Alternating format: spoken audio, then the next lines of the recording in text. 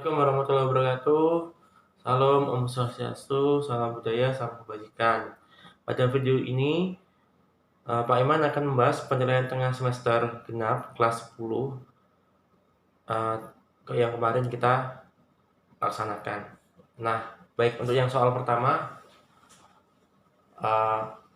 adalah yang dimaksud dengan Bhinneka Tunggal Ika ke dalam kitab Sutosoma adalah pilihan A. Alat pemersatu bangsa. B. Persatuan dalam keberagaman.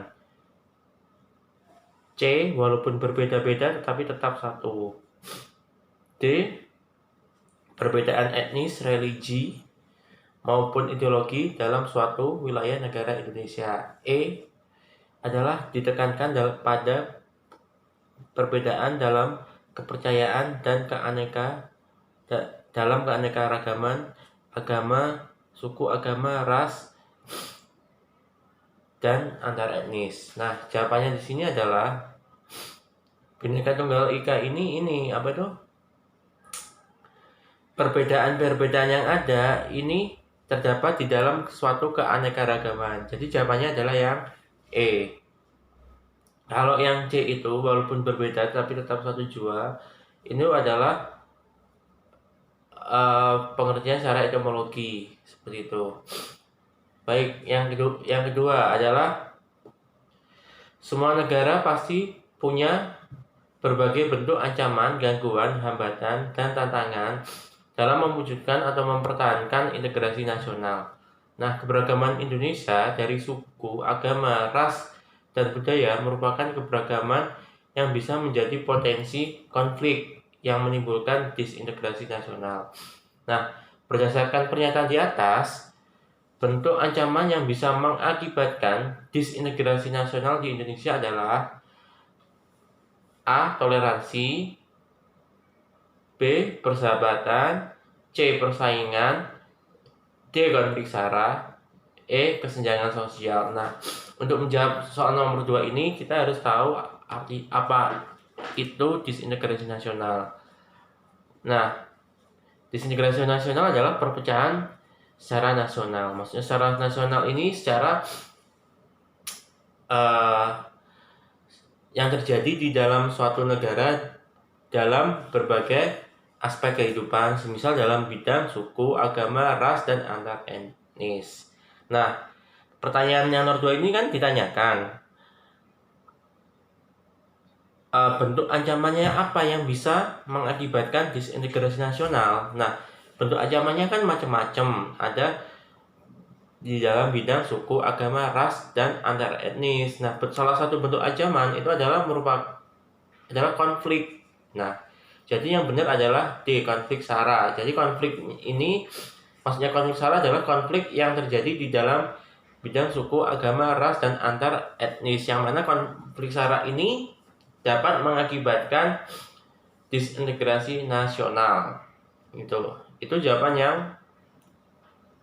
dari pertanyaan nomor 2. Lalu baik, kita lanjut nomor 3. Ancaman terhadap integrasi nasional merupakan sesuatu yang dapat membahayakan persatuan dan kesatuan bangsa dan negara Indonesia. Nah, salah satu ancaman itu adalah intervensi. Nah, apa itu intervensi?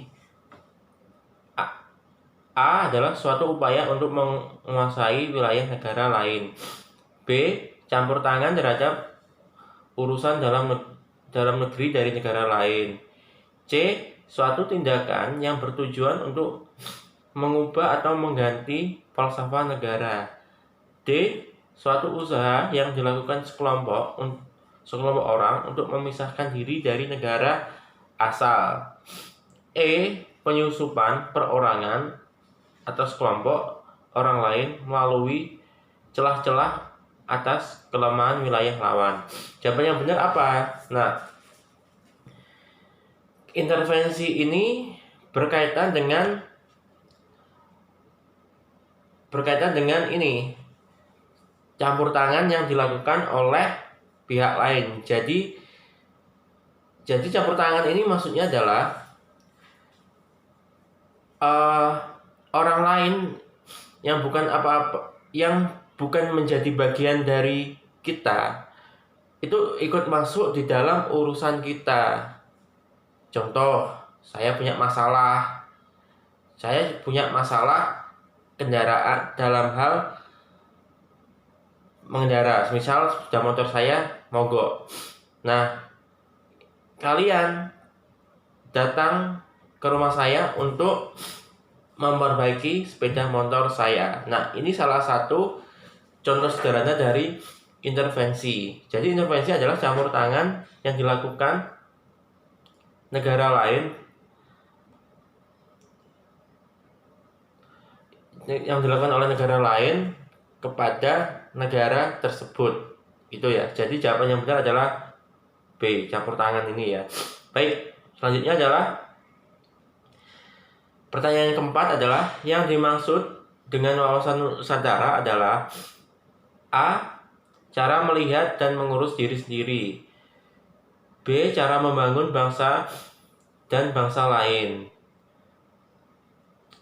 C. Cara memandang dan membenahi bangsa sendiri. D. Cara memerdekakan bangsa lain yang belum merdeka. Yang E. Cara pandang dan sikap bangsa Indonesia mengenai diri sendiri dan lingkungannya. Nah, jawaban yang benar apa? Kita harus tahu wawasan Nusantara. Nusantara ini pasti berkaitan dengan suatu negara. Maksudnya adalah bagaimana negara itu bisa mengelola dirinya sendiri. Nah, negara itu kan ada banyak sekali, ada pemerintahan dan rakyat, ya kan? Nah, jadi wawasan Nusantara itu adalah bagaimana negara itu memandang atau menyikapi berkaitan dengan dirinya sendiri dan lingkungannya. Dirinya sendiri itu berkaitan dengan urusan dalam negeri. Nah, lingkungannya bisa urusan luar negeri, misal dalam hal kerjasama, dalam hal hubungan diplomatik, hubungan bilateral, dan lain sebagainya. Nah, jadi jawaban yang benar adalah yang E, cara pandang dan sikap bangsa Indonesia mengenai diri sendiri dan lingkungannya. Itu. Lalu yang pertanyaan selanjutnya adalah upaya untuk memperkokoh integrasi nasional dapat dilakukan dengan cara A. Menentang ideologi liberalisme. B. Membangun permusuhan dengan partai komunis. C. Membangun benteng pertahanan.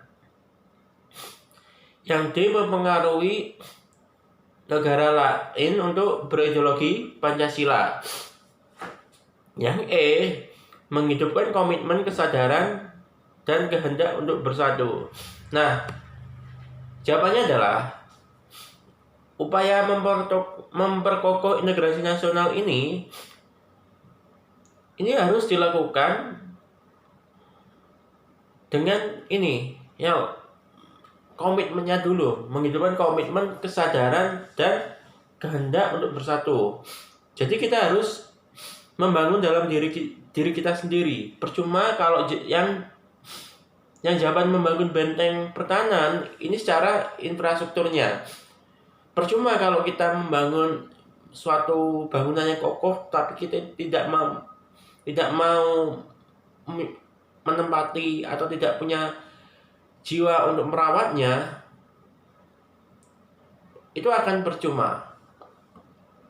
Jadi jawaban yang benar adalah yang E, menghidupkan komitmen kesadaran dan kehendak untuk bersatu. Jadi harus ada komitmen seperti itu. Kalau yang jawaban menentang, membangun permusuhan dan mempengaruhi negara lain, ini bukan bentuk suatu memperkokoh integrasi nasional. Itu adalah bentuk atau cara dalam membangun disintegrasi nasional. Baik, pertanyaan selanjutnya adalah masyarakat Indonesia merupakan masyarakat majemuk ditandai dengan adanya A. Padatnya jumlah penduduk Indonesia. B. Letak Indonesia yang strategis. C. Banyaknya suku, agama, ras, dan antar etnis. D. Luasnya wilayah Indonesia. E. Banyaknya pulau di Indonesia. Nah, jawabannya adalah masyarakat Indonesia merupakan masyarakat majemuk. Masyarakat majemuk ini merupakan masyarakat yang mempunyai banyak sekali latar belakangnya. Garis bawahi yang punya latar belakangnya. Latar belakang itu apa? Bisa dari suku, agama, ras, dan antar etnis. Jadi jawaban yang benar adalah yang C. Banyaknya suku, agama, ras, dan antar etnis. Jadi masyarakat majemuk ini bukan dilihat dari jumlahnya, jumlah orangnya, atau jumlah pulaunya, dan bukan dilihat dari letaknya, bukan. Ini dilihat dari banyaknya suku, agama, ras, dan antar etnis. Oke, pertanyaan selanjutnya adalah berikut yang bukan contoh wujud integrasi nasional. A. Sikap menghargai dan merasa ikut memiliki daerah lain. E. Diadakannya Pekan Olahraga Nasional. C. Sikap saling menonjolkan daerah lain dengan merendahkan budaya lain. D. Sikap toleransi antar umat beragama. E. Pembangunan Taman Mini Indonesia Indah oleh pemerintah. Jawabannya adalah dalam menjawab pertanyaan ini kita harus tahu pertanyaannya. Yang bukan contoh perwujudan integrasi nasional. Jadi kalau bukan contoh wujud integrasi, jadi adalah ini contoh disintegrasi.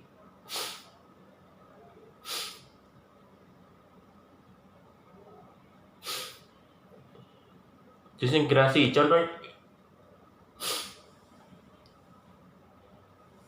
berarti ini berkaitan dengan bagaimana cara membangun disintegrasi. Contohnya kalau A. Sikap menghargai dan merasa ikut memiliki budaya lain, maka ini jawaban ini salah, karena yang A ini adalah wujud dari integrasi nasional. B. Kalau jawaban B, diadakannya Pekan Olahraga Nasional, ini juga merupakan wujud dari membangun integrasi nasional. Kalau yang sikap toleransi antar umat beragama, ini juga masuk dalam wujud integrasi nasional. B.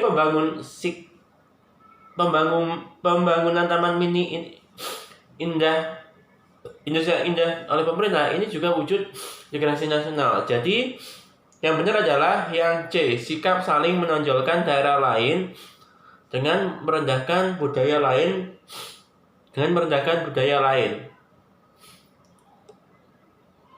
Baik, kita lanjut pertanyaan selanjutnya. Gerakan separatis merupakan salah satu ancaman terhadap integrasi nasional, karena gerakan tersebut merupakan gerakan sekelompok orang yang ingin memisahkan diri dari negara asalnya dan membentuk negara merdeka. Salah satu contoh gerakan separatis yang pernah terjadi di Indonesia adalah A. Kasus Semanggi. B. Peristiwa Trisakti. C. Peristiwa Bom Bali. D. Gerakan G30 SPKI. Atau E. Mana tadi?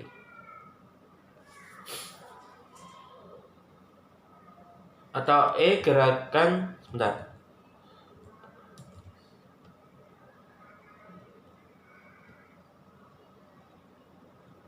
Gerakan Aceh Merdeka.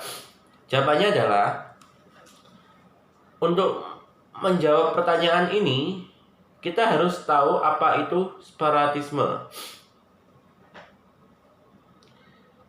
Separatisme ini adalah gerakan yang mana ingin memisahkan diri dari negara asalnya dan membentuk negara asalnya. Jadi maksudnya gerakan ini dilakukan oleh sekelompok orang yang tidak puas terhadap negaranya sehingga dia ingin mempunyai kedaulatan sendiri. Kedaulatan ini mempunyai kemerdekaan sendiri. Nah, kalau kasus kita breakdown satu-satu. Oke. Kalau yang kasus Semanggi ini kasus yang tidak berkaitan dengan gerakan separatisme. Ini kasus, kalau nggak salah ini kasus bom Bali, berkaitan dengan terorisme. Kalau yang peristiwa Trisakti ini berkaitan dengan penuntutan mundur Presiden Soeharto sehingga terjadi konflik. Kalau bom Bali ini berkaitan dengan terorisme. Nah, kalau gerakan G30 SPKI ini gerakan yang tidak mendukung atau tidak mengakui adanya suatu pemerintahan. Jadi ini gerakan yang ingin merubah ideologi A menjadi ideologi B. Tetapi kalau yang gerakan G30 SPKI ini gerakan ini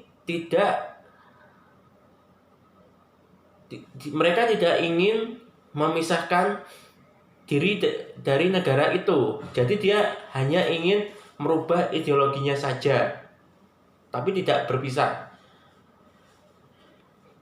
Nah, jawaban yang E adalah gerakan Aceh Merdeka.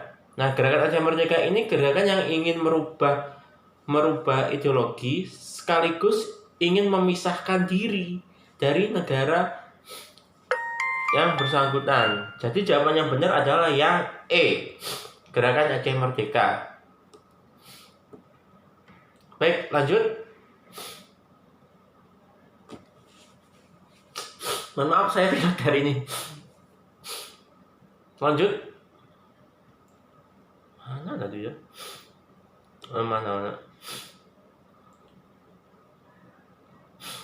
Pertanyaan selanjutnya adalah negara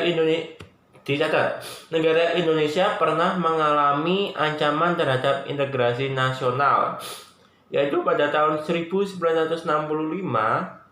yang dikenal istilah G30 SPKI, yang mana pada peristiwa tersebut negara kita kehilangan beberapa jenderal yang dibunuh secara keji oleh PKI. Peristiwa tersebut merupakan salah satu ancaman di bidang ideologi karena A. PKI ingin menguasai kekayaan alam Indonesia. B.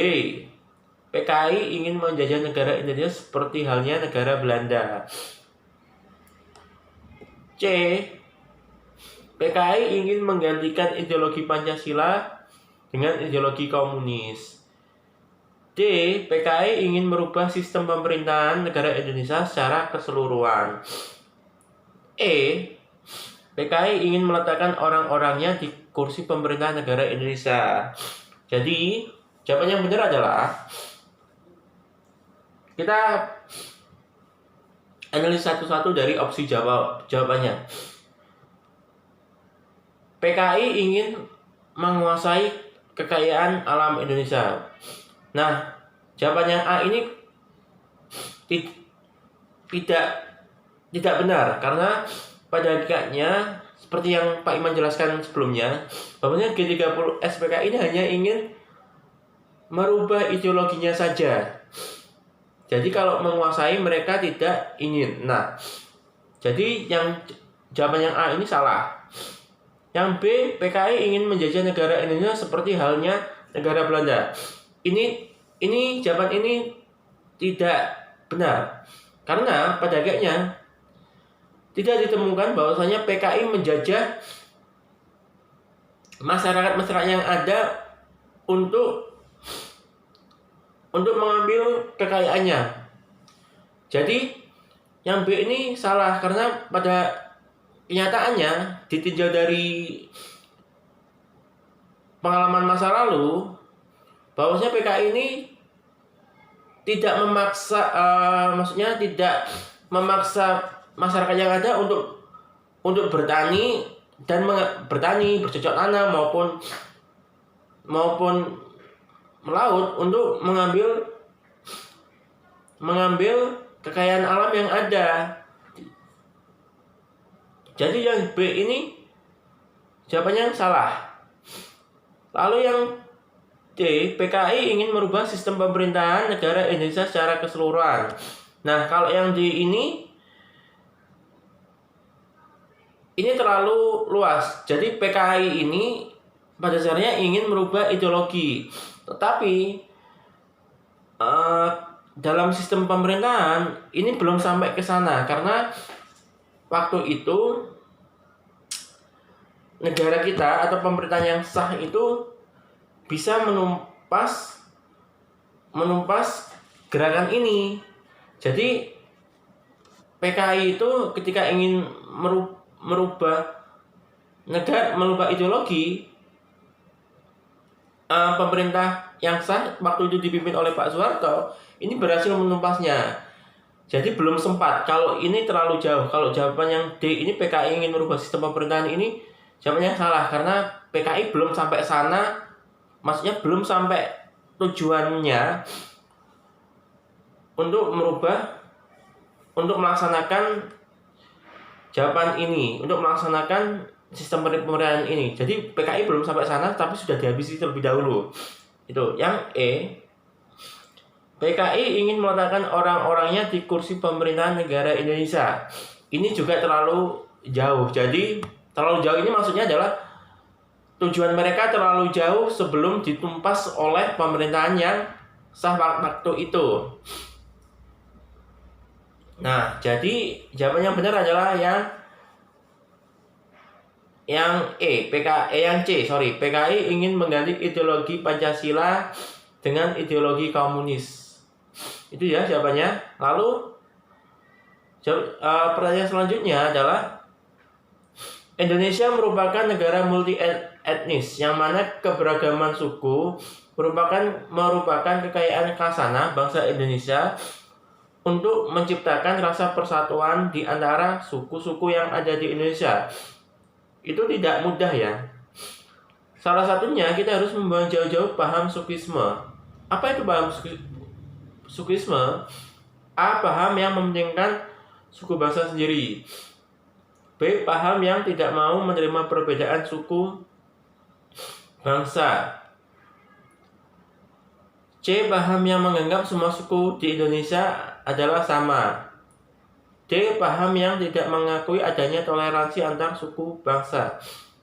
Yang E. Paham yang tidak menghendaki adanya suku di negara lain.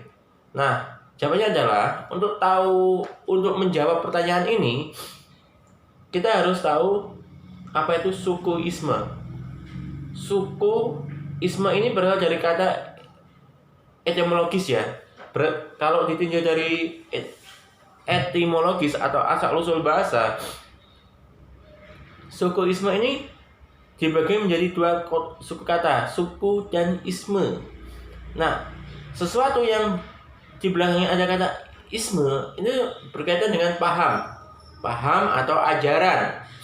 Kalau suku adalah berkaitan dengan suku itu sendiri, berkaitan dengan sekumpulan orang yang mempunyai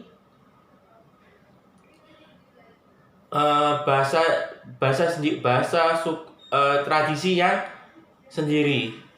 Jadi sukuisme ini berkaitan dengan paham yang mementingkan suku bangsa sendiri. Jadi jawaban yang benar adalah yang A.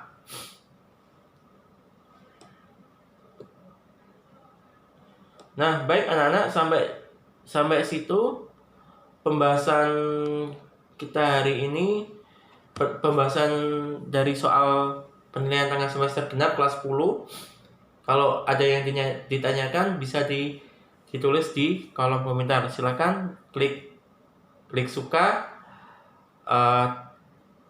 komentar dan subscribe. Terima kasih.